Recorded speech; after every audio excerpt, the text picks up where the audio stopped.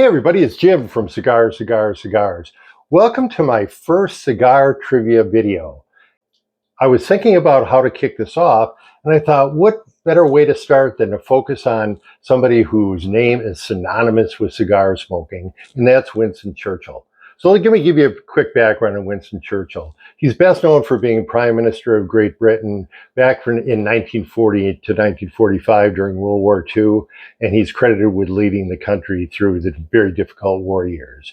But he's also known for being a pretty outrageous cigar smoker, and that's what we're going to talk about.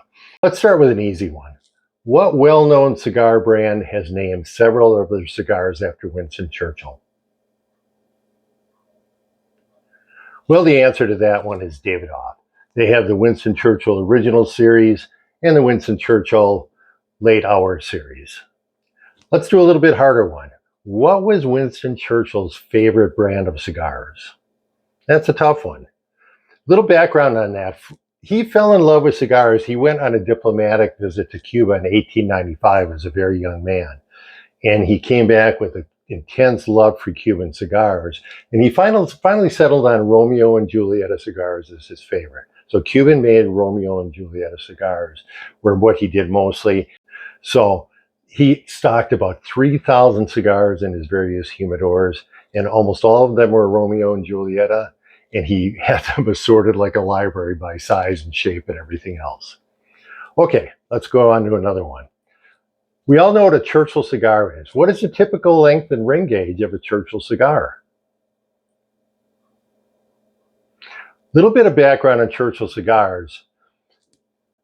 The prototypical Churchill cigar is 7 inches by 47 gauge, but there's some leeway in that, and generally 6 3/4 inch to 7 3/4 inch and 46 to 50 ring gauge can be considered a Churchill cigar.